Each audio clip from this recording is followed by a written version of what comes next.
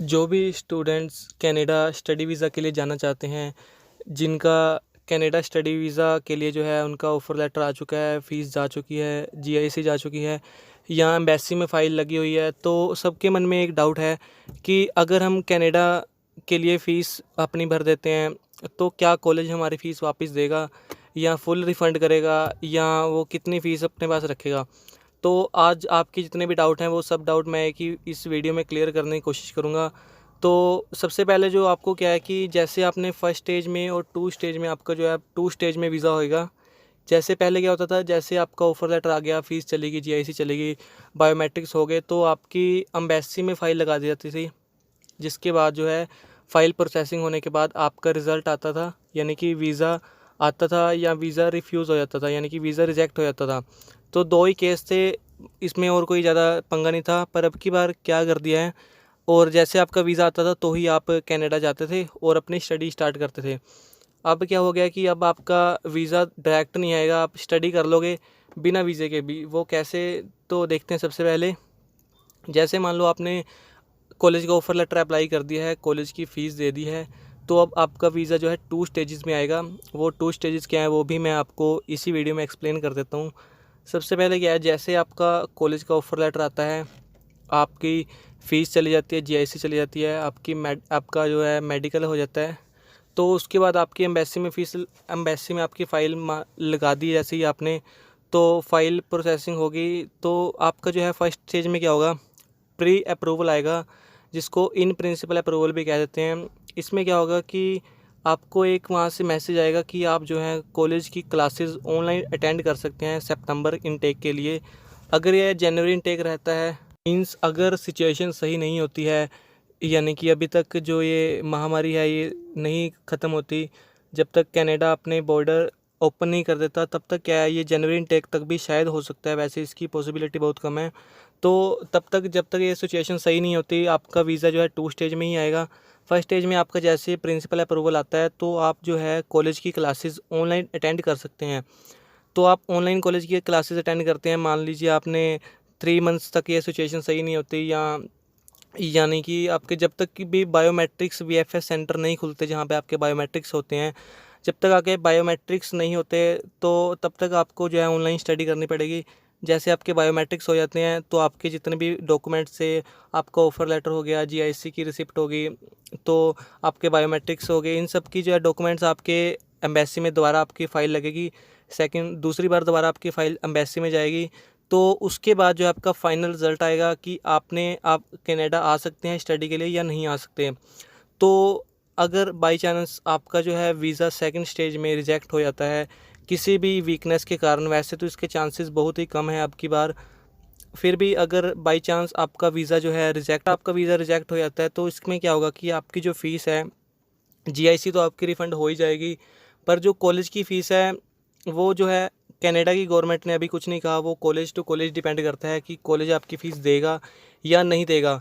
तो मैंने यहाँ पे जो वीडियो बनाई है वो मेनली कनाडा कॉलेज के लिए बनाई है। आप अगर किसी और कॉलेज में जा रहे हैं, तो मैं आपको प्रोसीजर बताता हूँ कि आप कैसे देख सकते हैं वो।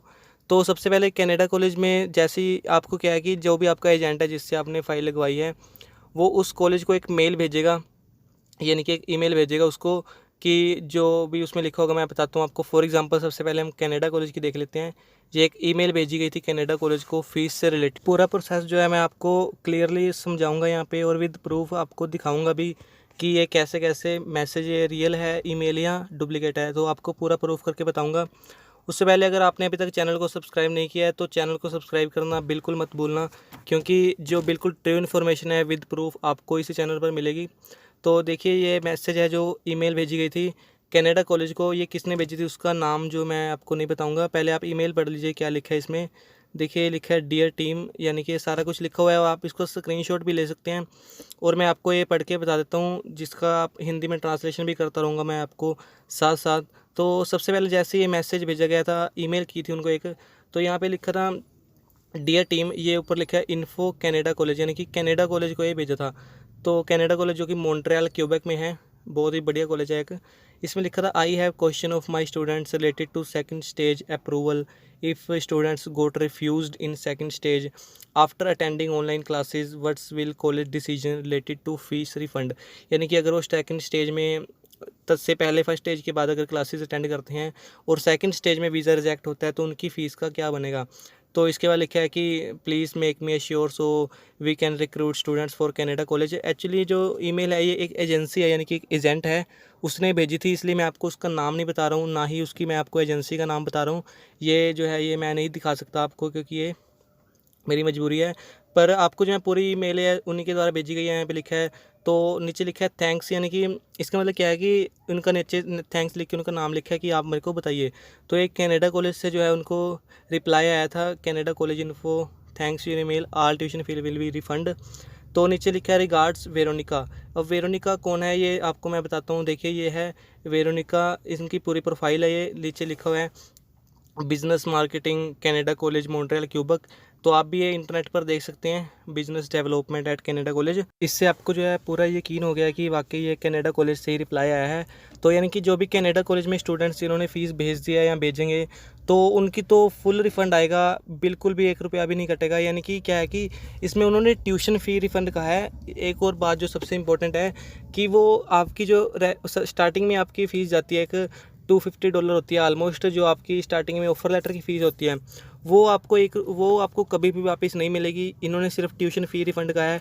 ट्यूशन फ़ी फुल रिफ़ंड होगी जितनी भी आपने दी थी, और जो आपकी स्टार्टिंग में ऑफ़र लेटर की फ़ीस जाती है उसका कुछ भी रिफ़ंड नहीं होगा। वो किसी भी कॉलेज का किसी भी कंडीशन में कभी भी रिफ़ंड नहीं होता है। तो ये आपकी ट्यूशन फ़ी रिफ़ंड कर देंगे जितनी भी आपने भेजी थी। ऑफ़र लेटर की फ़ीस जो है वो नहीं आएगी, आपको बता दिया मैंने। और आपने कैसे चेक करना है कि आपका कॉलेज रिफ़ंड करेगा या नहीं करेगा, तो इसके लिए क्या करना है, आपका जो भी कंसल्टेंट है, जो भी आपका एजेंट है, आप उसके पास जाइए तो वो इनको ईमेल करेंगे। जैसे ये ईमेल भेजी गई है, ये भी एक एजेंट ने भेजी थी, एक एजेंसी है यहाँ पे, मतलब इंडिया से ही भेजी गई थी ये मेल। तो इसलिए आपका एजेंट जो इनको ईमेल भेजेगा, आपका जिस जो भी कॉलेज है, तो वो उसको रिप्लाई करेंगे। क्योंकि ये जो बात है वो सिर्फ अपने एजेंट्स को ही बताते हैं, क्योंकि स्टूडेंट रिक्रूटमेंट का काम जो है एजेंट्स का ही होता है, तो उनको ही वो इसका रिप्लाई देंगे। और जिन स्टूडेंट्स को ये रिप्लाई आ चुके हैं, यानी कि जिन्होंने अपने कंसल्टेंट से ऑलरेडी बात कर ली थी, वो मुझे कमेंट कर दें और अपने कॉलेज का नाम भी लिख के दे दें, जिससे कि बाकी स्टूडेंट्स की हेल्प हो सके। और मैं भी जो है, और जितने भी मुझे कॉलेज के बारे में पता लगेगा, मैं जल्द से जल्द वीडियो बना दूंगा। तो चैनल को सब्सक्राइब करना बिल्कुल मत भूलना, और जो वीडियो है शेयर करना, ताकि सबको इसके बारे में पता लग जाए। Thank you friends.